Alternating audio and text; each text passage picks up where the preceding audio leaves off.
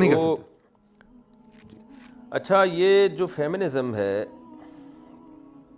آج کل پاکستان میں، اس کا بڑا رجحان بڑھ رہا ہے. آپ نے جیسے ابھی خود کہا میرا جسم میری مرضی، اس کی کیا حقیقت ہے؟ اس کو کیسے روکا جا سکتا ہے؟ آپ اس بارے میں ینگ جنریشن کو کیسے گائیڈ کرتے ہیں؟ عورت کی آزادی کے نام پہ یوں، یعنی ہم نے جیسے علماء سے سنا ہے کہ عورت کو آزاد کیا جا رہا ہے مردوں کی ہوس کا نشانہ بننے کے لیے. مردوں کے مزے ہیں اصل میں. تو آپ اس کو کیسے ایکسپلین کرتے ہیں؟ مجھے صاحب ویسے تو ان شارٹ اس کا جواب یہ ہے کہ اسلام جو ہے وہ عورتوں کے حقوق کی بات کرتا ہے، اور جس حد تک اسلام کرتا ہے میں خدا کی قسم کھائے کہہ سکتا ہوں کوئی دنیا کا اور نہ مذہب ہے نہ کوئی فلسفہ ہے جو عورتوں کو وہ حقوق دیتا ہے جو واقعی میں عورتوں کے فائدے کے ہیں.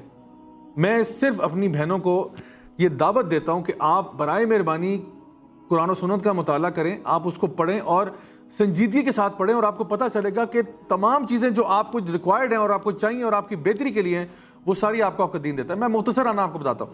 یعنی عورت جو ہے اس کو یہ حق ہے کہ وہ اس کو تعلیم کا حق ہے، وہ ایک شہری ہے، ماں ہونے کے ناطے اس کا درجہ جو ہے وہ 3 گنا بتا دیا.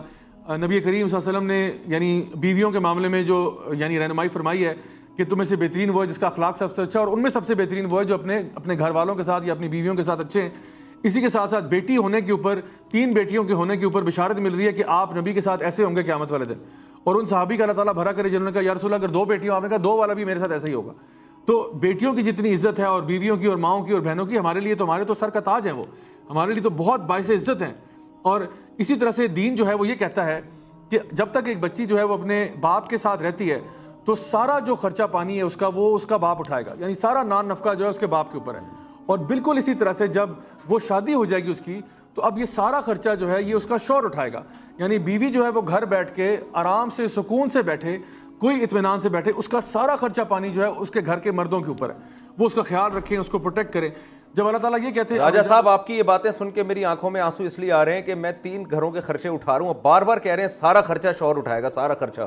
مجھے غصہ آ رہا ہے. الحمدللہ اللہ تعالیٰ آپ کو مزید آپ کے علم میں، آپ کے عمل میں، آپ کے رزق میں برکت تھوڑا عطا سا تو فرمائے. کچھ کمپرومائز کریں کہ بھائی تھوڑا سا سسرال بھی اٹھا لیں نا. سارا خرچہ، آپ بار بار اس لفظ پہ بہت زور دے رہے ہیں، سارا خرچہ.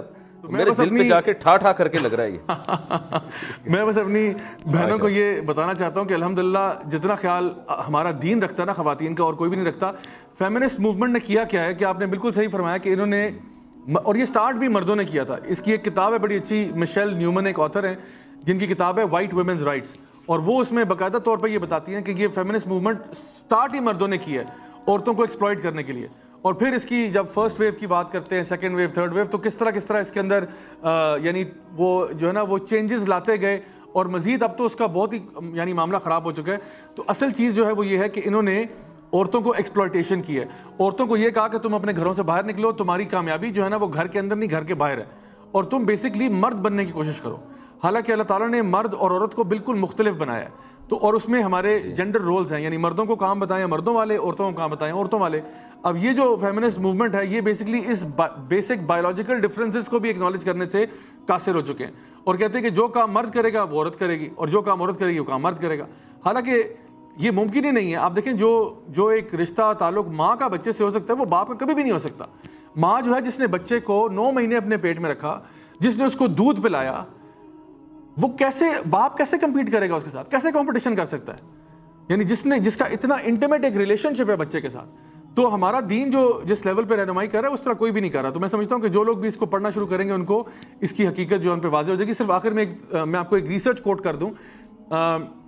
دنیا کی اس ٹاپک کے اوپر، فیمنزم کے ٹاپک کے اوپر جو سب سے بڑی ریسرچ ہوئی ہے وہ 35 سال کی ریسرچ ہے. 1970 سے سٹارٹ ہوئی تھی، 2005 میں ختم ہوئی تھی. آپ کو اس وقت ییل یونیورسٹی جو امریکہ کی بڑی ٹاپ یونیورسٹی ہے، ییل کی اور UC برکلی بہت بڑی یونیورسٹی ہے وہاں کی، ان کی ویب سائٹ پہ بھی آپ کو یہ ریسرچ پرنٹڈ مل جائے گی. سب سے بڑی اسٹڈی ہے اور اس کا نام ہے the paradox of declining female happiness. اور وہ یہ ریسرچ یہ کہتی ہے کہ جب سے یہ فیمنسٹ موومنٹ شروع ہوئی ہے، جب سے یہ ویمنز لبریشن کی موومنٹ امریکہ اور یورپ میں شروع ہوئی ہے، تب سے لے کے اب تک اتنی بڑی 35 سال کی اسٹڈی ہے. وہ کہتے ہیں عورتوں کی خوشی میں کمی ہوئی ہے، زیادتی نہیں ہوئی. حالانکہ عورتوں کو آپ نے کام پہ بھی بھیج دیا، آپ کو انہوں نے ڈفرنٹ جگہوں پہ لگا دیا، جو وہ چاہتی تھی ان کو دینا بھی شروع کر دیا امریکہ میں، یورپ میں، لیکن عورتوں کی جو خوشی ہے اس میں کمی ہوئی ہے. تو آخر کیوں؟ اور وہ پھر اس کے اندر خود ہی انالیسس کرتے ہیں کہ عورت جو ہے نا وہ تعلقات چاہتی ہے.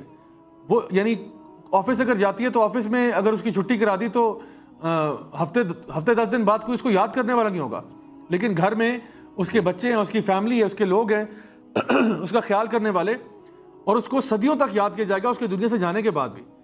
تو یہ جو اصل میں عورتوں کی جو خوشی کی جو ریکوائرمنٹ تھی, وہ اب وہ خود کہہ رہے ہیں, اپنے منہ سے کہہ رہے ہیں کہ وہ جو فیمنسٹ موومنٹ تھی اس نے پوری نہیں کی, اس کا سلوشن کہیں اور ہوگا. الحمدللہ ہم آپ کو بتا رہے ہیں کہ وہ 1400 سال سے اسلام ہمارا دین بتا رہا ہے کہ عورتوں کی جو خوشی کا مرکز ہے وہ بیسیکلی ہمارے دین کو سمجھنا اور پڑھنا ہی ہے, اور اس سے سمجھنا کہ ہمارا معاشرے میں رول کیا ہے.